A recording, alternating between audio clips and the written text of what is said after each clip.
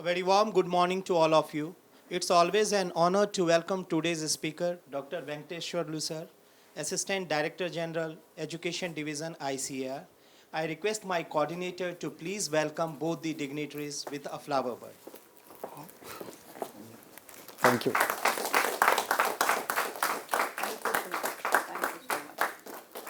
Now I request Dr. Sally Praveen Ma'am, Course Director and Head Division of Biochemistry, to please introduce today's speaker.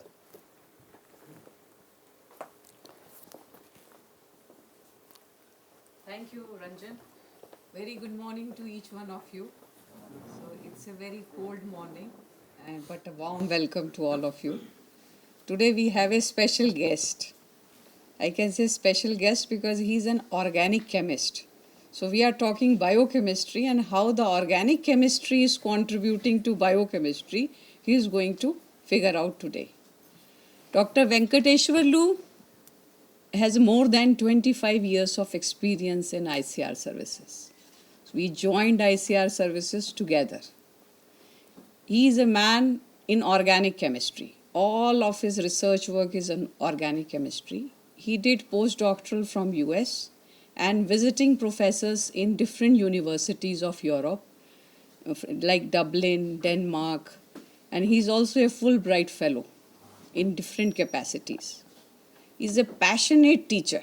I can say passionate teacher because I heard his lectures. And because of his passion for teaching, he received many awards of Best Teacher Awards.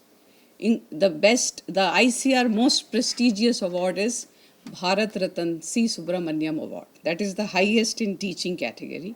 And he is the recipient of that award. So you can understand the teaching abilities of Dr. Venkateshwarlu. And because of his passion in teaching, nowadays he is in policy issues. So at the moment he is Assistant Director General in the Education Department. So if you have passion for teaching, it is important that we should have correct policies also in education. And he is one of them who is contributing a lot in different training programs. So that is very important. And some of the training program, his department is also contributing in this type of training program, that is NAHEP CAST. And these unique programs, especially for students and directly webcasted through YouTube, is an advantage not only to you people, but all the students sitting in different universities. So you can imagine a person who is a good teacher also can contribute through policy issues. So he guided more than 14 students till date, 43 MSc and 14 PhD students, more than 100 research papers to his credit. And if you go to the Google Scholar, so nowadays you can evaluate or you can see the research contribution of any scientist. So if you see his Google Scholar Citation Index, the H index is more than 20. So that clearly shows that Dr. Venkateshwarlu is not only a good researcher in the area of organic chemistry, but a passionate teacher also. And what today he is going to discuss in this training program is related to omega-3 fatty acids. So in our diet, in our lipid intake, many times we will say this should be good in omega-3, rich in omega-3, so take this. So omega-3, omega-6 ratio is a very big issue when we discuss about the purchasing of any commodity which is rich in fat or oil. So he will tell you exactly what omega-3 is, how much it is required, what ratio is the best, and what type of diet, human diet, should be rich in omega-3, so that will help you in keeping your nutrition in check. Because nowadays there are a lot of cardiovascular diseases coming up. And these diseases are because of the wrong ratio of different fatty acids intake. So what type of fatty acids you should include in your diet is an important. So if you understand the chemistry and the biochemistry of those fatty acids, you will appreciate consuming those type of products which are rich in omega-3. So with this brief introduction, I welcome you once again, Dr. Venkateshwarlu, here in this auditorium, which is not new to you because many times you delivered very good talk in different training programs. And we are really fortunate that you accepted our invitation and you are here. Welcome.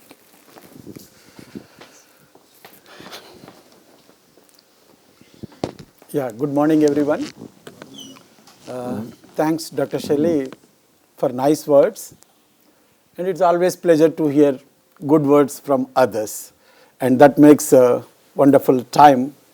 And hope I will be able to justify her words in terms of whatever her adjectives.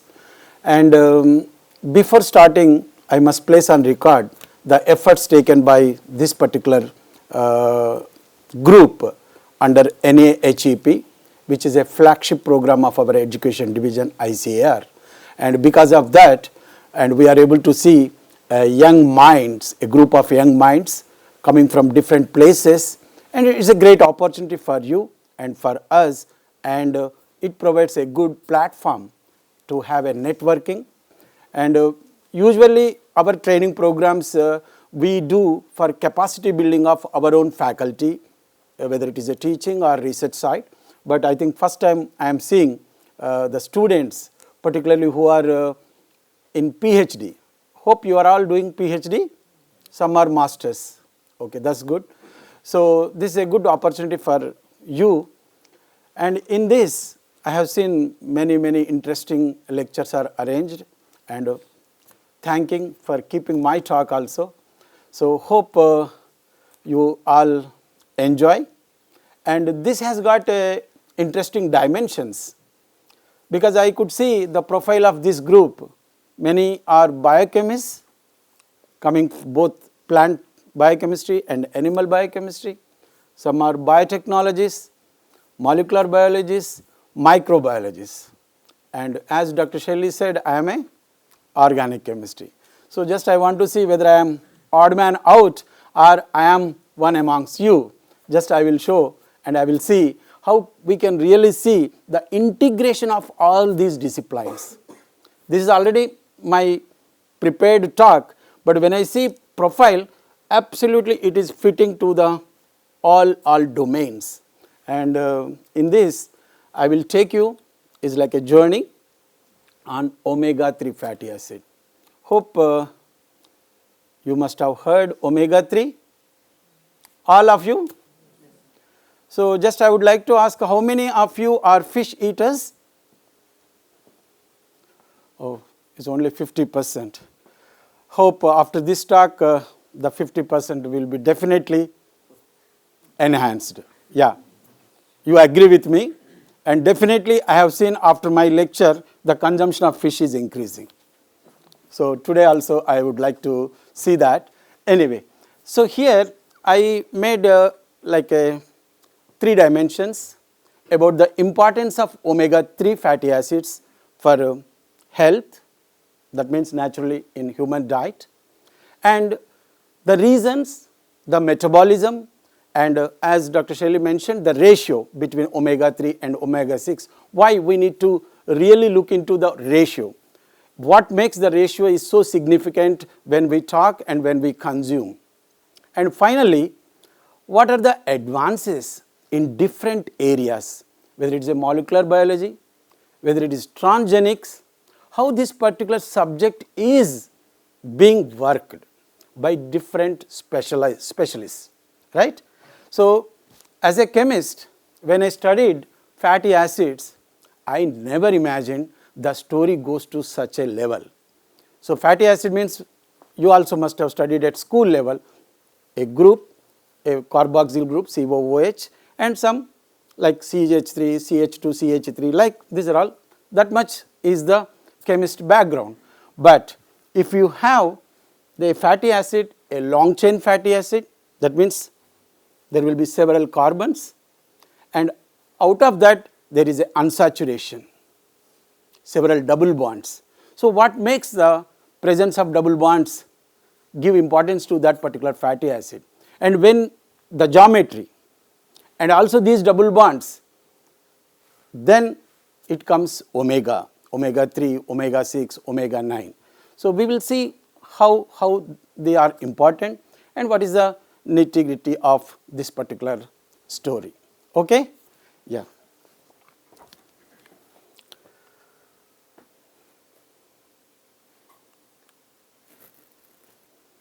This side. Is on now?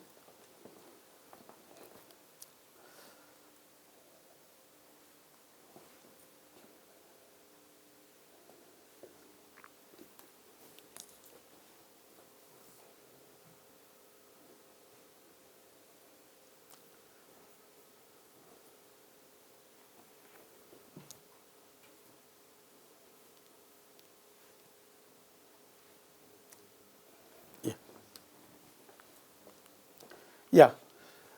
If you look at the information and knowledge, this particular slide assumes a lot of significance in the present era because thanks to internet, the data, the information is plenty.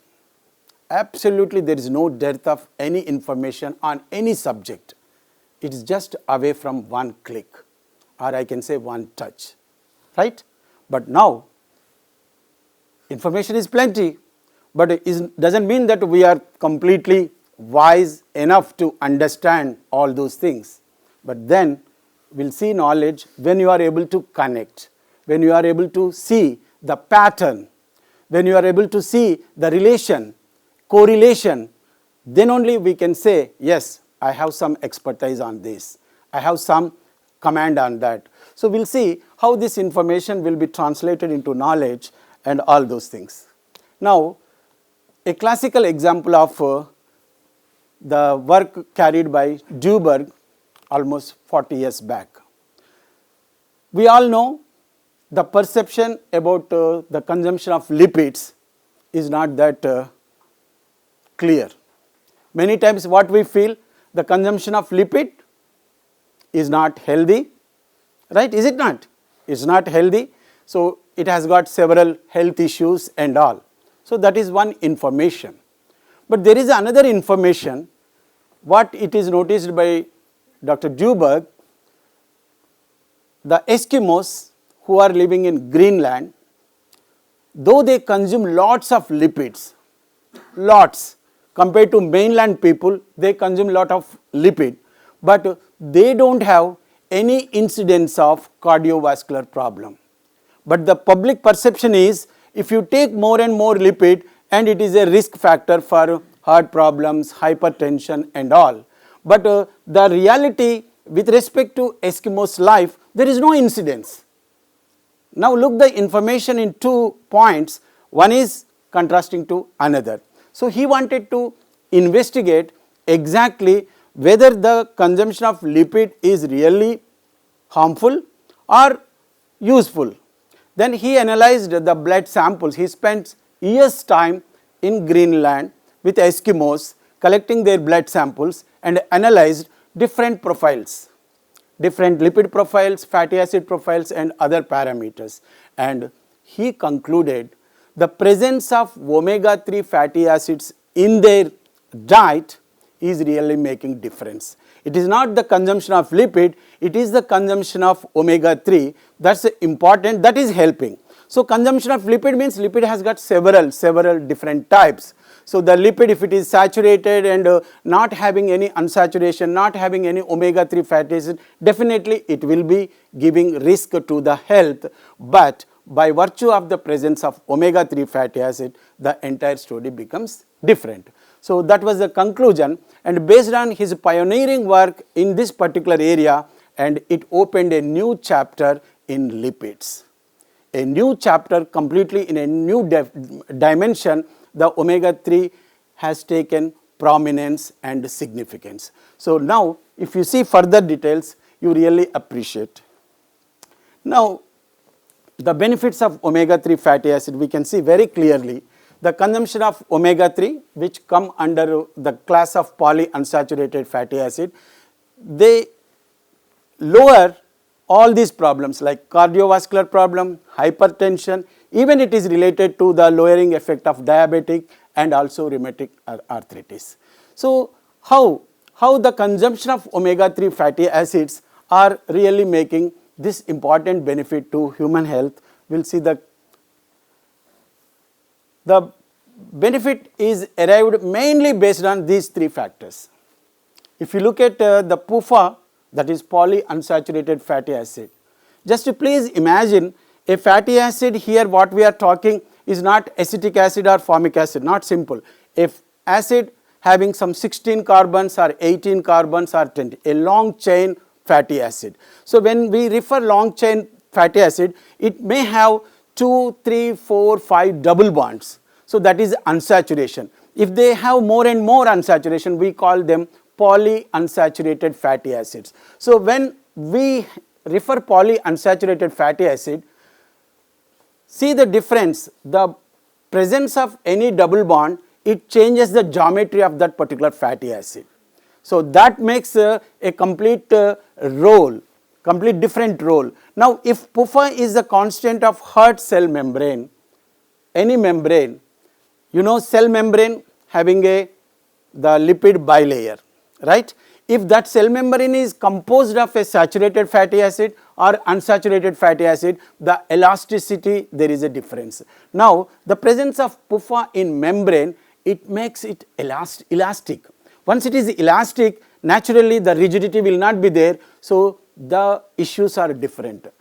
Again, not only just structural benefit from the presence of PUFA, there is another difference. These omega-3 fatty acids are precursors for very important metabolites or prostaglandins. So these prostaglandins, they have different physiological roles in our human body. So how this prostaglandins makes? So the presence of omega-3 fatty acid produce beneficial prostaglandins, and these prostaglandins prevent blood clots.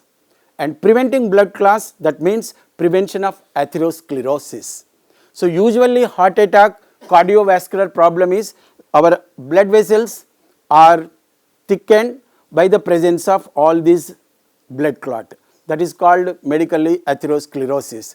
So the presence of prostaglandins derived from omega-3 fatty acid, they prevent that formation of atherosclerosis. So by that, we will not be having that issue which is leading to cardiovascular problem. So one is the presence of PUFA in membrane makes the elastic, and the presence of omega-3, they become precursors for production of prostaglandin, which are beneficial to human health. And also these PUFA, they regulate the lipid metabolism by lowering all this. Everybody knows the presence of triglycerides or LDL, HDL, VLDL and all. So we will go little more details.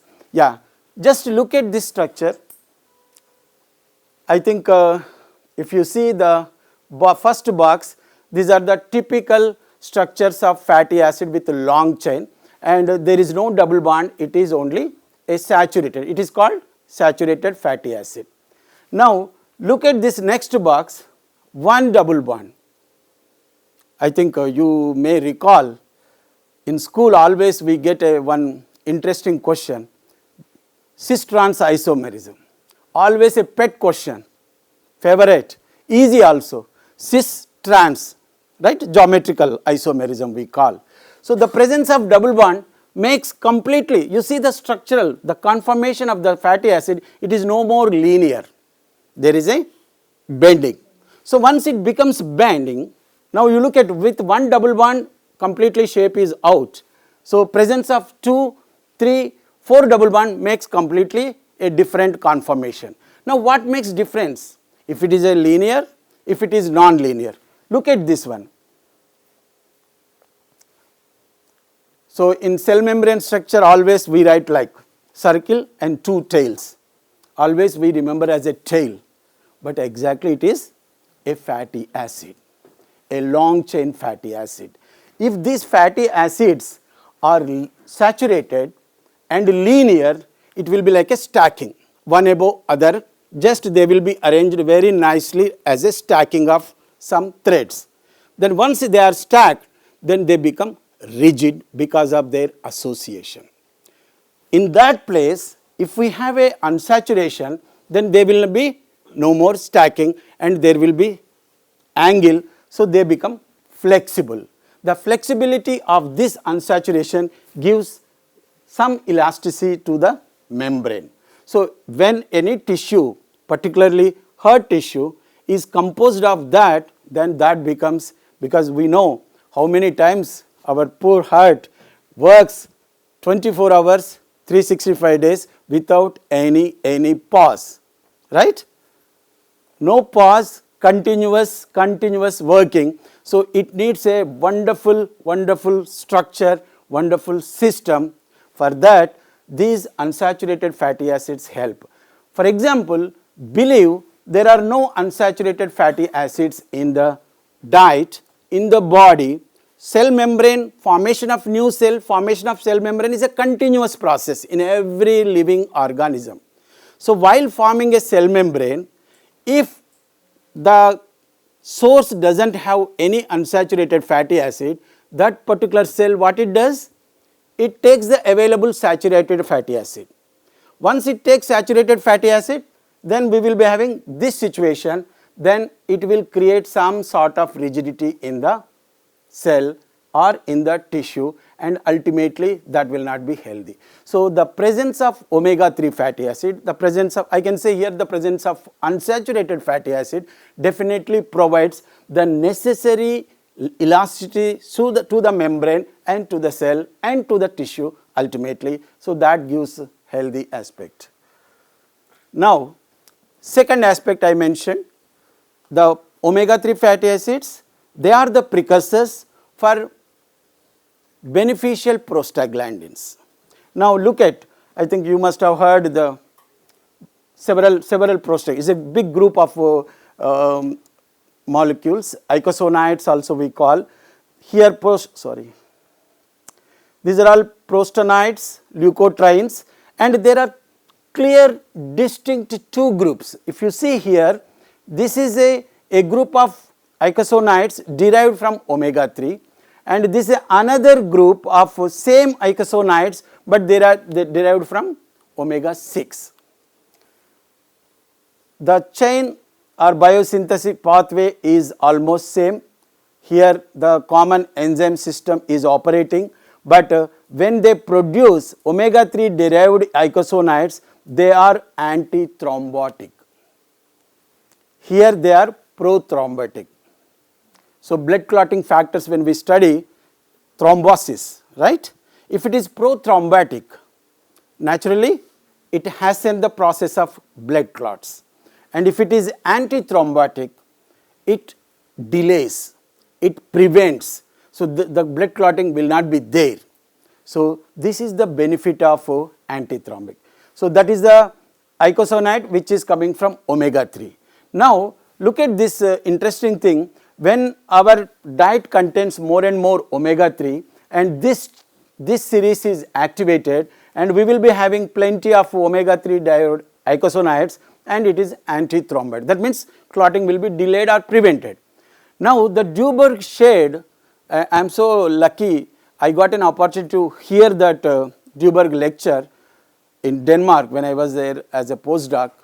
What he showed some pictures, because he collected samples from Eskimos, and Eskimos, they don't have a problem of cardiovascular, but he could see very often bleeding from noses of the kids.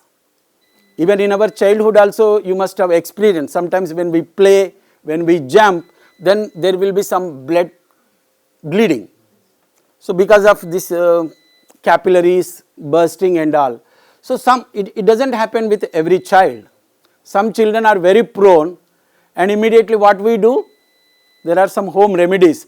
We make them to lie down and put some onion and all. These are the practices at home. But look at this one. If some child bleeds in childhood, that means he has got good amount of omega-3 and good amount of icosanoids. And that is seen very often among us Eskimos kids, children, when they are playing, because they are eating fish, and they eat only fish. Maximum their food is composed of fish, and fish is a rich source of omega-3 fatty acid. Right? Because of its consumption, this series is activated, and because of that, that is antithrombotic. Okay, it's a small problem, but they don't have that type of thrombosis happening in arteries. So this is the second reason, a major reason why omega-3 fatty acids are helping our system. Now just I would like to give little more clarity to omega 3 and omega 6, because in chemistry point of view, if you see, this is the fatty acid and there are two double bonds. So we express a particular fatty acid like this formula, C18:2, like this. That means 18 carbons and 2 double bonds. If I put C18:3, there are 3 double bonds, right? Now this is omega 6. This fatty acid has 2 terminal ends, one is methyl and one is carboxyl. To categorize omega 3 or omega 6, we need to count from methyl end. If you count 1, 2, 3, 4, 5, this is the 6th position. That is why we call it as a omega 6. Now here, look at this one, it is only at double bond, first double bond starts at carbon 3, that is why we call omega 3. So don't think why we are giving so much importance to this numbering, this whether 3 or 6, but this is the real factor which is making completely a different story. If omega 3, it gives a type of molecule like icosapentaenoic acid, docosahexaenoic acid, and they are highly beneficial, whereas omega 6, it gives arachidonic acid, and this is the precursor for a group of prostaglandin which are more thrombotic and more inflammatory. So just this difference is only due to the presence of first double bond. If it is from 6th position, and this is the story, and if it is at the 3rd position, and a completely different story. Now look at this. This is another important dimension when we select a particular lipid, what lipid we should take, what lipid has different types of fatty acid. Now look at this one, which are commonly available in our market like corn oil, safflower, sunflower. They are very rich in omega 6, whereas flaxseed, canola, soybean has got a little higher amount of omega 3. And in this series, to produce this prostaglandin, there is another intermediate, icosapentaenoic acid. This icosapentaenoic acid is derived from this, and also directly we can obtain from consumption of fish, whether it is a lean fish or oily fish or fish oil enriched foods, and they have directly this one. That means even if we don't have this in our diet, we by supplementing EPA, we can fulfill this particular metabolism where we will be having prostaglandin which are antithrombotic. Now for your information, I would like to mention this particular linoleic acid and linolenic acid are considered essential fatty acids. I think I need not mention what does it mean exactly essential. Generally we always hear essential amino acids, always in a multiple choice question, which one is essential or which one is non-essential, sometimes both the above and all. In that also they make lot of permutation and combination. So another essential component also is there in biochemistry or chemistry. These are all in the fatty acid group. This linoleic and linolenic are considered essential. So what exactly it means? Essential means? Yes. We don't have the capacity to produce these two molecules, so we need to. Okay. Now we will see very interesting thing. Why we are not able to produce this? Who are producing these two? And how that can be really compensated? And what type of research is going in this area? Very interesting thing I would like to share. So now we know these are essential. That means we are taking from our food. Then once we take, naturally it is in our hand which one we have to take. If we take more and more this, then you are ending by producing a prostaglandin which is inflammatory and prothrombotic. If we are producing this, if we are taking this one, and this is the one. And another important thing I would like to mention, where the common enzymes are working. The enzymes are common for both the series. That's a little risk for us. For example, even we have omega-3 in our diet, if we have excess omega-6, excess, abundant, so I need not mention to biochemists where this enzyme goes and acts, right? Wherever substrate is more, naturally it prefers this one. Okay, once you have lot of omega-6 and completely this is activated and we are ending up here but not here, though there are few fatty acids of omega-3. But if we have an ideal ratio, then the enzymes play on both the series and we will be having a good balance between these two types of prostaglandin. So that's why, as Dr. Shelley mentioned, the ratio of omega-3 to omega-6 assumes significance.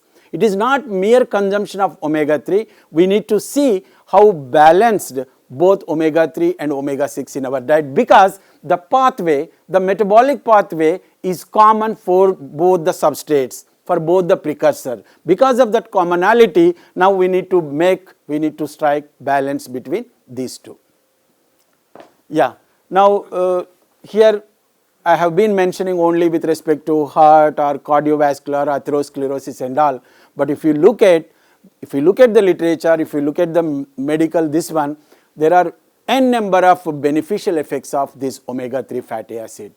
You must have seen in advertisements also the consumption of EPA, eicosapentaenoic acid, docosahexaene, DHA. I think Horlicks they say DHA and all. So DHA is an important fatty acid, important constant of our brain neurons. That means if I analyze my brain tissue, we will see some amount of DHA. So for its proper development, proper functioning, the presence of DHA is essential.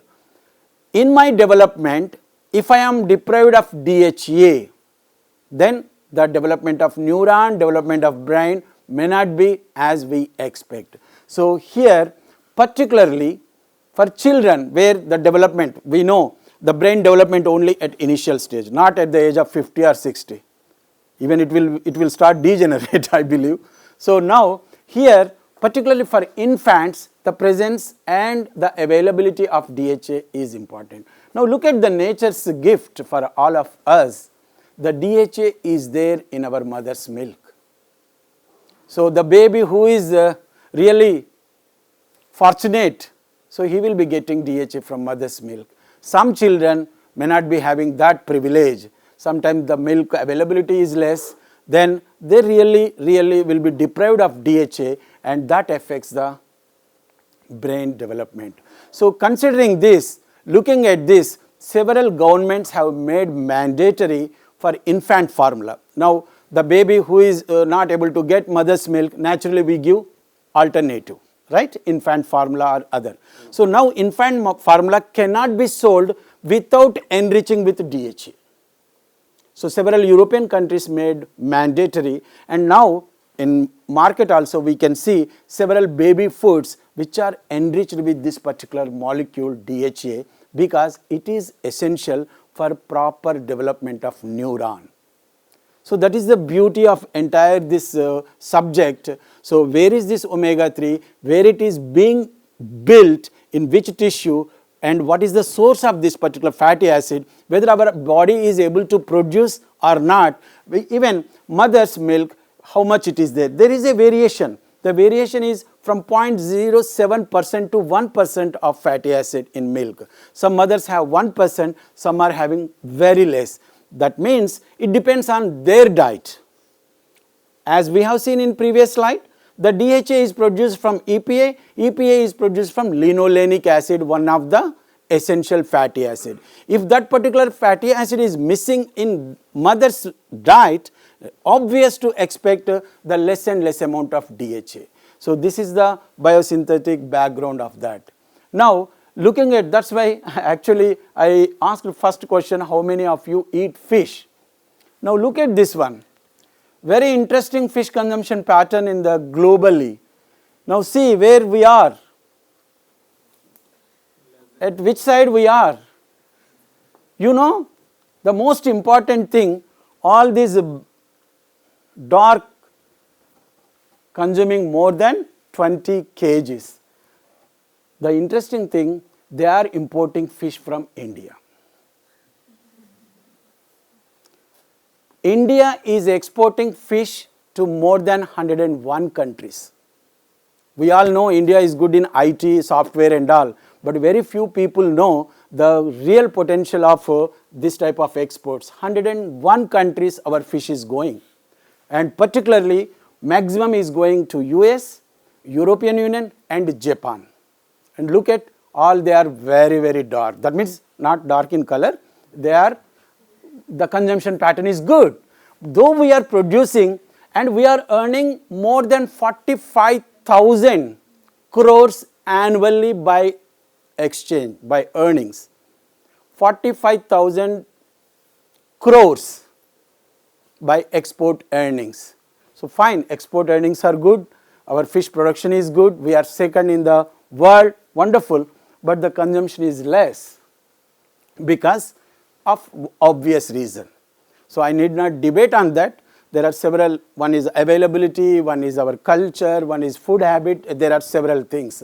And whatever consumption, mostly it is in the coastal area because of its availability and all. So whatever it is, so this is the pattern of fish consumption. And an interesting correlation again, as I showed in first slide, dots, information and knowledge. When you connect, when you relate. Now look at all these dark spots, their GDP is very good. Their GDP is good, so I can say whoever consumes fish, they will be rich enough. So hope I also see most of you become rich. Yeah, so now as I mentioned, there are two different types of fatty acid, a group of omega-3 and omega-6, and the fish is an important source for this omega-3 fatty acid. And also again in fish, what we have seen, I worked in Fisheries Institute for 14 years, and look at this one. Now we also know nowadays like broiler and desi, right? Lot of difference in the quality we hear. So we wanted to see a wild fish, a cultured fish. What type of profiles we can see in these two types. We could see very surprisingly in the wild fish, the levels of omega-3 are really good. Because it is wild, able to collect, able to eat, able to get these fatty acids from diverse food chain like plankton, phytoplankton, zooplankton and all. They are the at bottom in the food chain, and they provide the required fatty acids to the fish.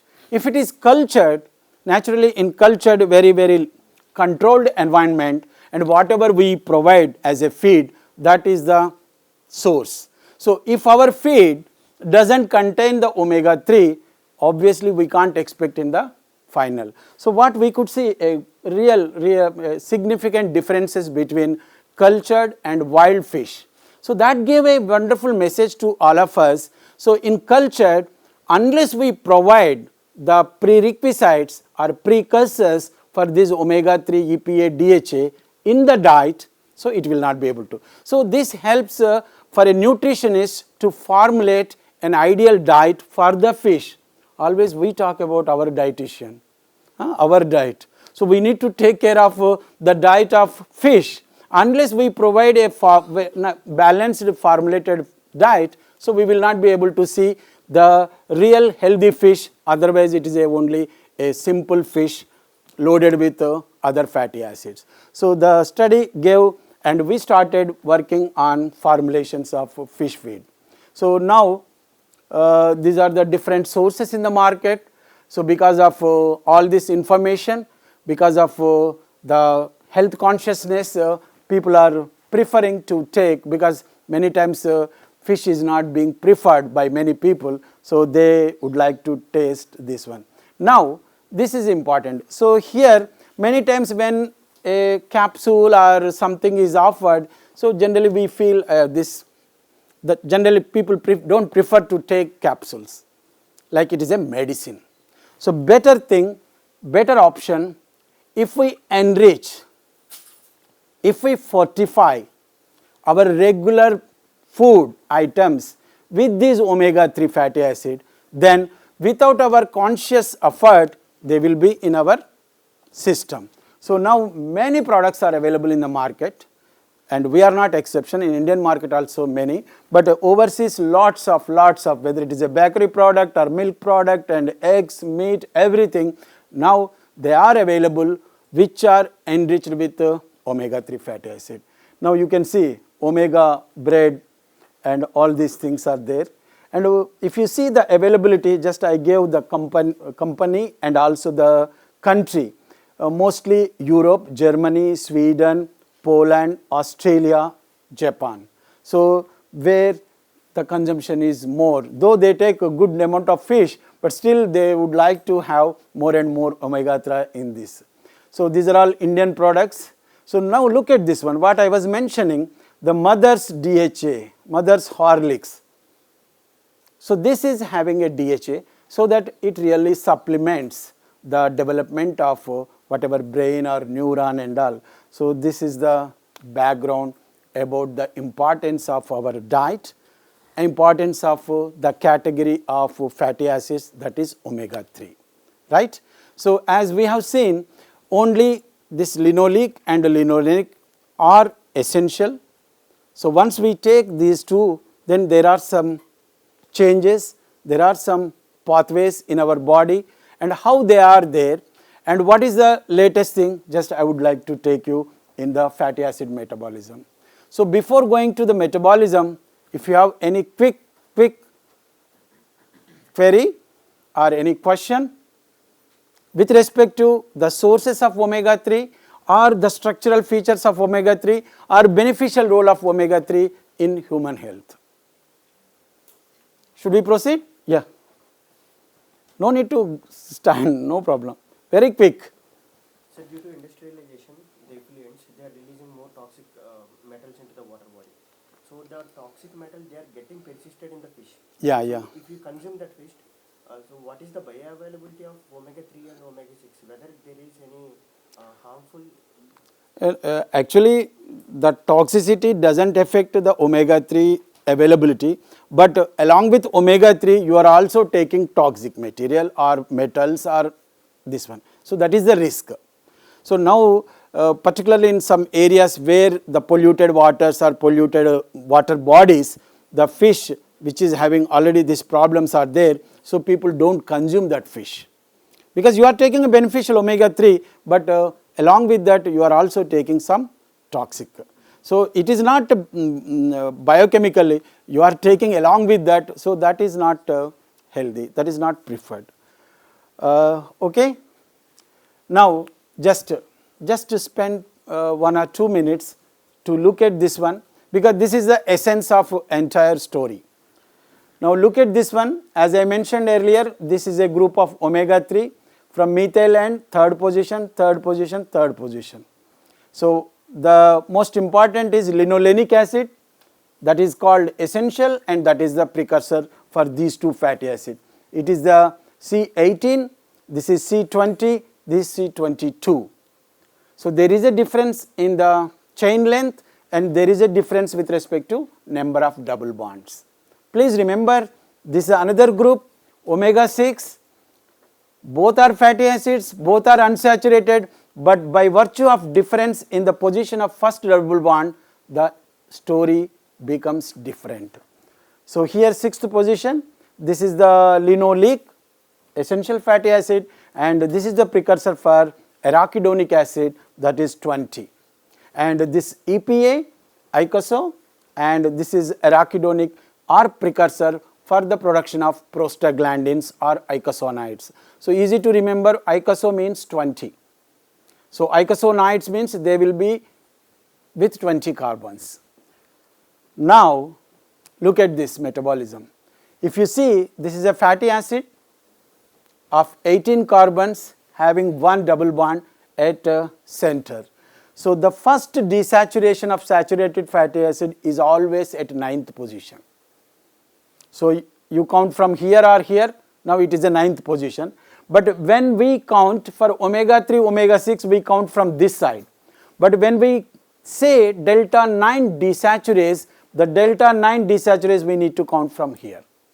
So this is the established practice in this part. So delta 9 desaturase acts here, creates one double bond, and this becomes oleic acid, right? Now from oleic acid, if you see this, this is a linoleic acid. So here omega 6, 2 double bonds, 18 carbon, linoleic acid, and always after this desaturation, this is created this side. Then in the body, next enzyme comes into play, and that is delta 15. Now look at here, this particular delta 12 desaturase, this enzymatic system is only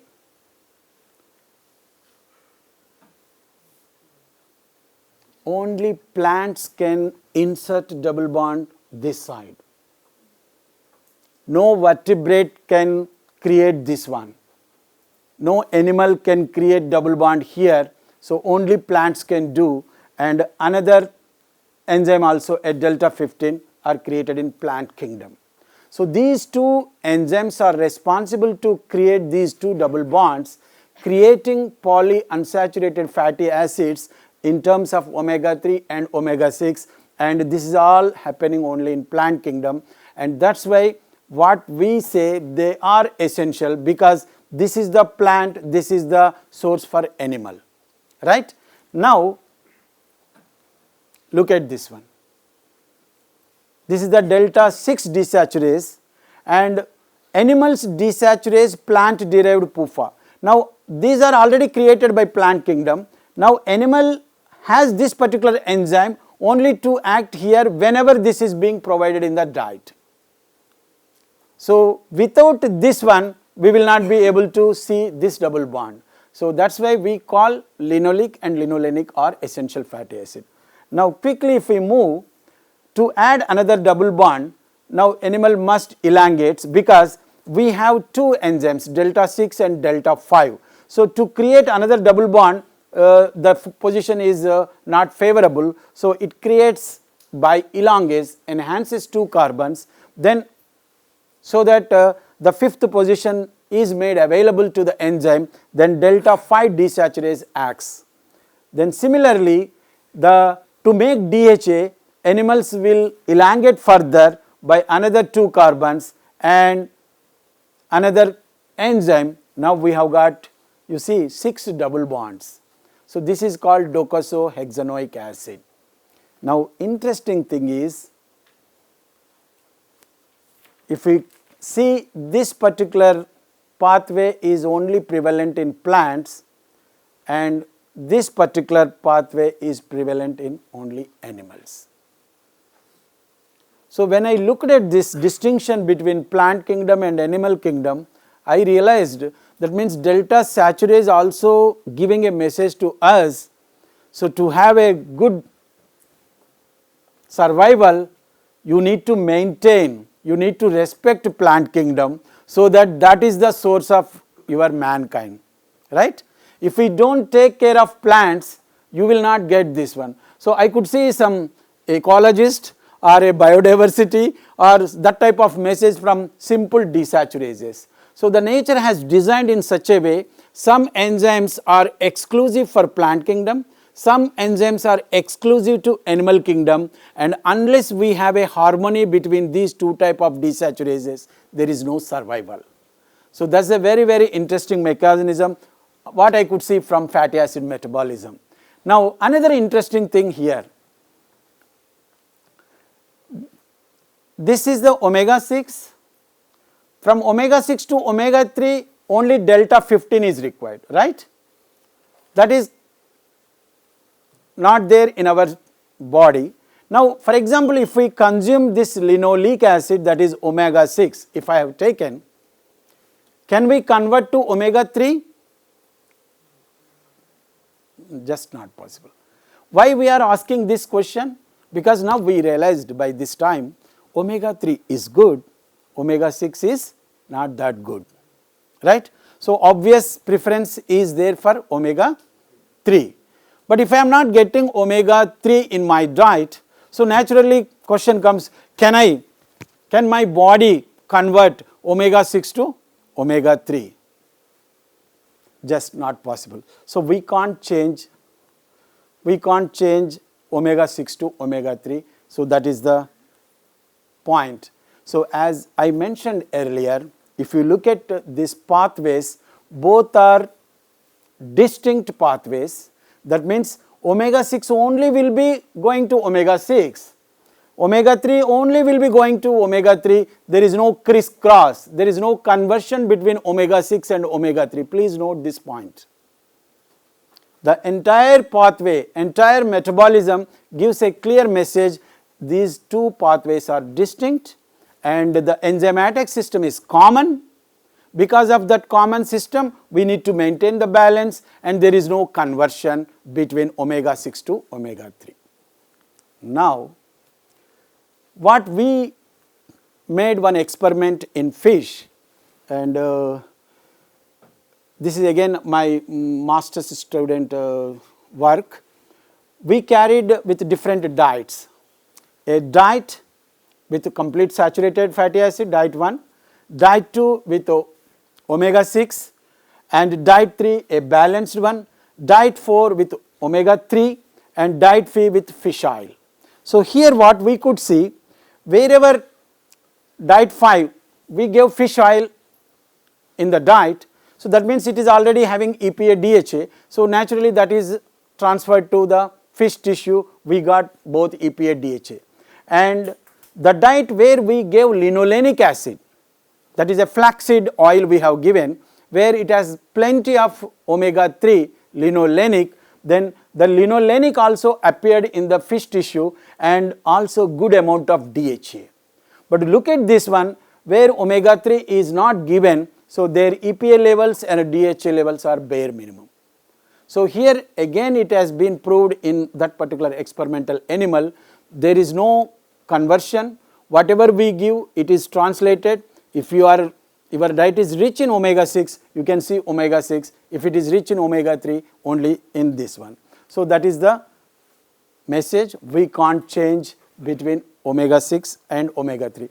Don't get confused. Sometimes some authors use N6, N3. Some authors use omega 6. Both are accepted, both are correct. Now, this is all biochemistry. I think many are molecular biologists, many are biotechnologists, many are interested in omics, genomics and transgenics and all. Right? We'll see what are the latest development in this particular area. Look at the title. In newspaper it came, mice producing fish oil. Mice producing fish oil, the same thing. Mice make herd-friendly fish oils. This is the title of paper. But which mice? Genetically modified mice. So what we have been discussing, the fish oil is the source of omega 3, that is a good source of omega 3 and all. So everybody is focusing on how to produce omega 3, right? Now this particular work demonstrates mice can produce fish oil. Actually it is not fish oil. Here fish oil is used as a synonymous to omega 3. Definitely fish oil cannot be produced by mice because it is a good source. Now how it has been mice, why it started producing fish oil or omega 3? Because of the FAT1 gene which is extracted from Cineroptitis elegans. So the Cineroptitis elegans has this particular gene which is having capacity to convert omega 6 to omega 3. That means it has got delta 15 desaturase, that particular system that is being expressed to convert omega 6 to omega 3. So mice fed with so much omega 6 and it started producing omega 3, which is not possible in normal way. So this is the work in 2004 is really very, very interesting work because of the importance associated with the omega-3. Everybody started working how to enhance our omega-3 levels. So in that direction, he worked on this particular genetic engineering transgenic mice. If you see, yeah, look at this carefully. It appeared in Nature. Because the work is, the conversion of omega-6 to omega-3 is not possible in Nature. So which is not possible in Nature, if you prove we can do, then you can publish in Nature. Otherwise, normal things is very difficult to publish in Nature. That means very, very innovative, highly creative, and having a wonderful impact. Then only we can aspire. Otherwise, generally researchers, we don't even, but always we have to aim sometime to see our publications to appear on Nature. So that is the ultimate aim of, like for any trekking person, the ultimate aim is Mount Everest. So similarly, we see the Nature publication is that way, but definitely for that, you have to really have a wonderful expertise, a great design of experiment, and look at the idea. We know, we have been seeing for last half an hour or 40 minutes, N6 cannot be converted to N3. That is the information. N6 cannot be converted to N3. But somehow he could see in the literature another dot in the data information, data science, where Cinerabditis elegans has got some gene that is known as FAT1, which has the capacity to convert omega-6 to omega-3. So then he introduced that particular gene into the mice. Look at this one. So this is the elegans. So there is a conversion. So that is introduced into the mice. Now it started. In normal type it cannot be. So normal type, the sample, if you see, this N6 levels are like this, N3 levels are like this. But the mice with the transgenic, see the levels of N6 and N3. Now if you see the gas chromatogram of that particular analysis, so this GC analysis is very, very important for fatty acids.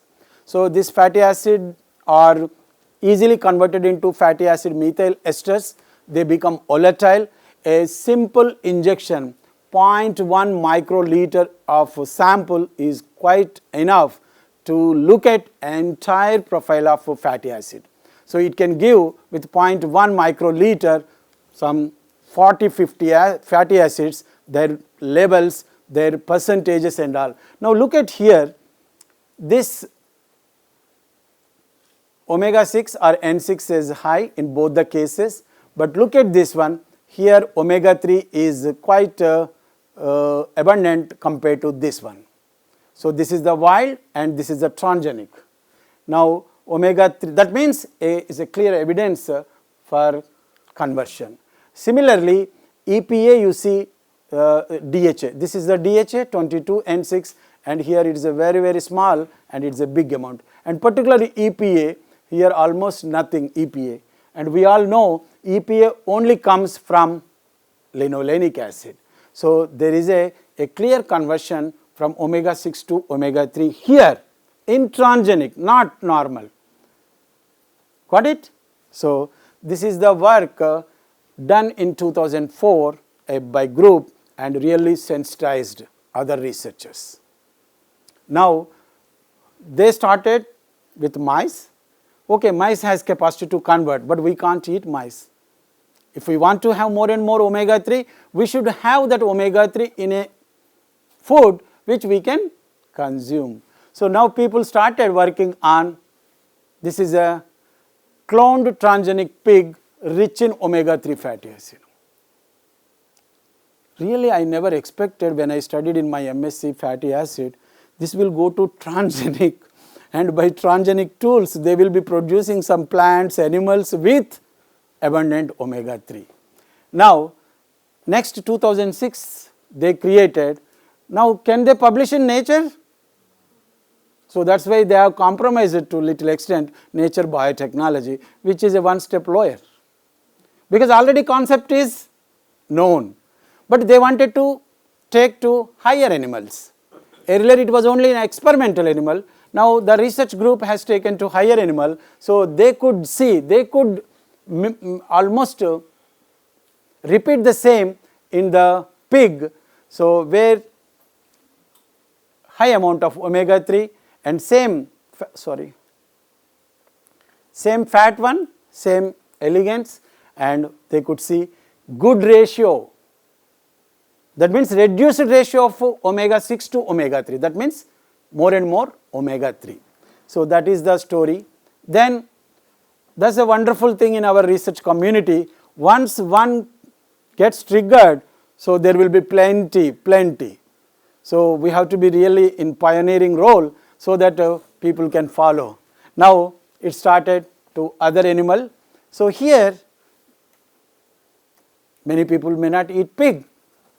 So people like to have biryani, mutton biryani, chicken biryani, so that you can have the taste of biryani, at the same time you can also have omega 3. So that is the beauty of this research work. Now they really, it is a good thing for Indians, because most of Indians do not eat pig, so they eat this meat. So now this is the attempt to have more omega 3 in meat. So not only that, so it's a good news for vegetarians. So if you produce in milk, so this is the milk, again same technology, now the omega 3 is coming. This omega 3 is coming from conversion, not omega 3 to omega 3, it is by conversion from omega 6 to omega 3. So this appeared in 2012. So it started with mice, then moved to pig, then goat, then cow, where we can really extract, we can have milk with a good amount of omega 3 fatty acid. Now that is the animal science. So where are the plant scientists? Where are the plant geneticists? Now they are also working. So this is a wonderful article, bioengineered plants can be a useful source of omega 3 fatty acid. So because everybody is talking about conversion, they said no, the plants are real sources where they are only having delta 12, delta 15, they are only creating linoleic and linolenic. So why can't we produce more and more other? So now this is the work which is showing plants also will be able to convert into omega 3 and all. So this is a review article, and you can see a very good collection of research papers in this area. So there is another paper, a latest one, 2017. Here what, now no Cineroblatus elegans here, there is another crop and another enzymatic system. Now what they have done, okay, when they attempted in animal, naturally they don't have delta 12 and delta 15, so they converted. But in plant kingdom, they don't have delta 5 and delta 6, right? They have only left side system. So now they created with this Marchantia polymorpha, which has the system to give enzymatic system for delta 6 and delta 5. Based on that, that is able to produce good amount of higher omega 3 fatty acid. So like this, several works, metabolic engineering to produce nutritionally important DHA in seed oil. So for DHA, for EPA, we started, that is the good source of fish, but it is not that. Based on our attempts, based on our efforts, we can also have this DHA and EPA in seeds and in plants. So several papers, you see, the delta 6 and delta 5, these are the genes which have made responsible for production of the higher analogs. So with this I express my thanks. So we started with fish, stating that it is a source. Now there are so many sources, by so many pathways, by so many different diverse attempts, tools, whether it is a normal biochemistry or a transgenic. So ultimate aim is to make this world healthy with more and more omega 3. Thank you.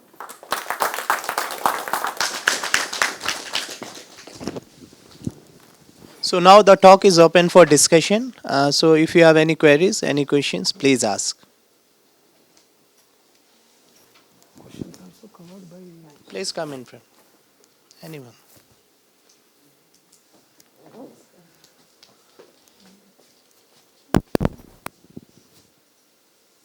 So no questions?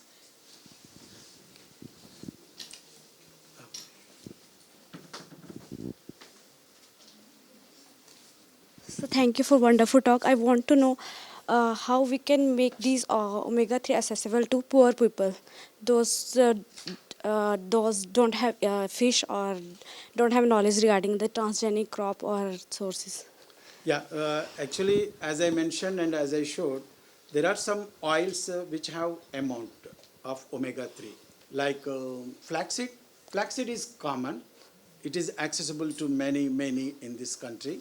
Flaxseed, but the only thing is, because of the high unsaturation, flaxseed oil is susceptible for oxidation, the rancidity. That's why the marketing faces problem. But a very, very simple tool, very simple technique to consume this flaxseed is not expensive, but we need to make fresh. We can also use seed as such by making some powder with some other ingredients. You can also consume as a food. So that's a very good source of omega-3, particularly linolenic acid. Okay, thank you, sir. Yeah, please come.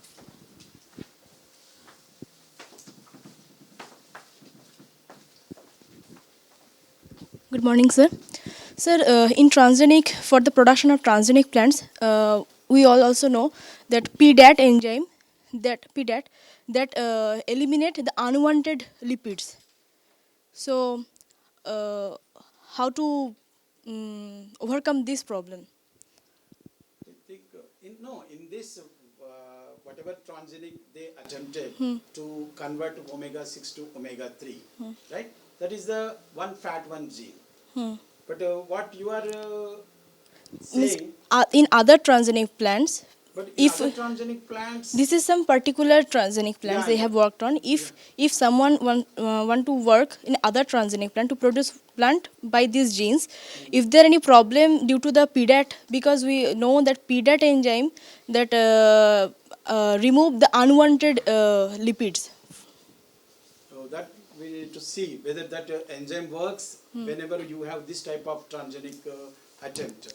Because here our attempt only will be insertion of fat one gene, right?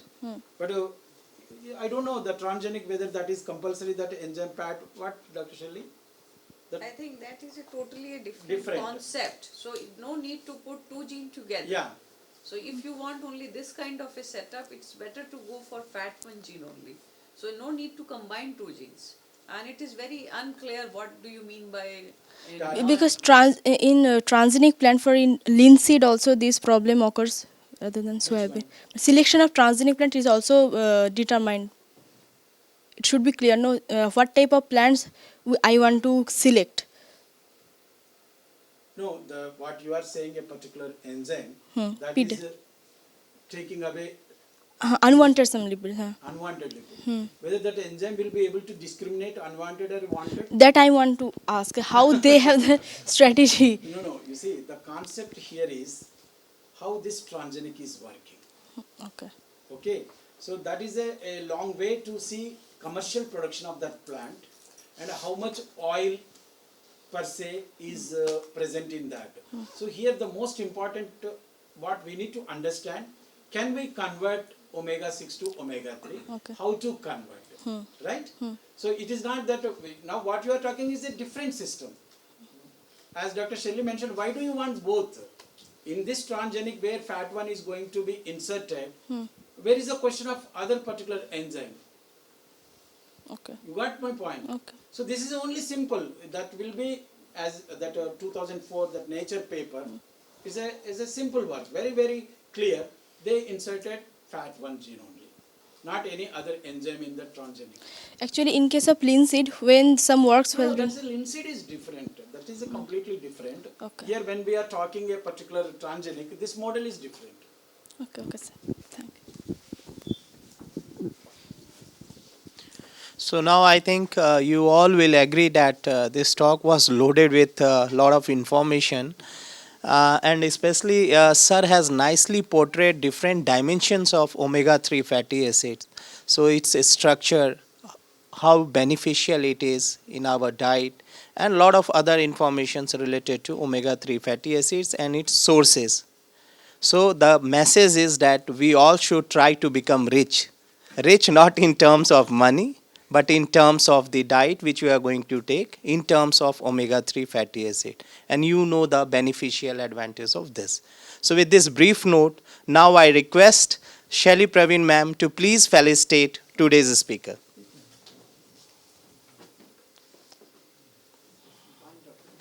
Wonderful talk. Thank you. Thank you.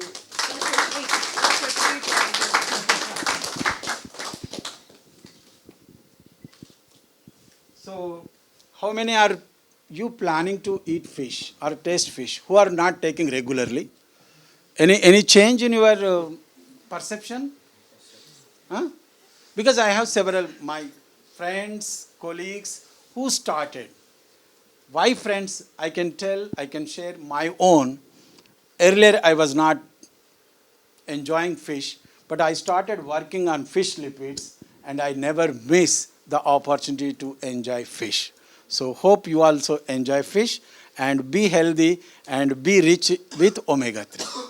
I want to add, I am not consuming fish, but I, as a biochemist, we will dedicate our research to fortify our milk Yeah. or fortified our food product, which the vegetarian can take, rich in omega-3. So both sides are applicable. If you like fish, better to shift it on omega-3 rich fishes. If you do not like fish, we can work on to fortify our food product, which we daily consume. So message he has given is loud and clear. In all means, we have to take omega-3, whatever best way suits you. Yeah, that's why I showed few pictures where they are fortified and enriched. Even I worked in Denmark for 1 year on development of milk drink enriched with fish oil. It's a very challenging because you know fish oil it gives a very unpleasant smell because the rancidity. Even one double bond enhances by 100 times its susceptibility to beta oxidation. And presence of 5 and 6 double bonds makes really susceptible. So we need to protect the introduction of this fatty acid into any food system by providing some antioxidants, by protective mechanism, so that the final product will be acceptable for consumption. Okay, thank you and all the best.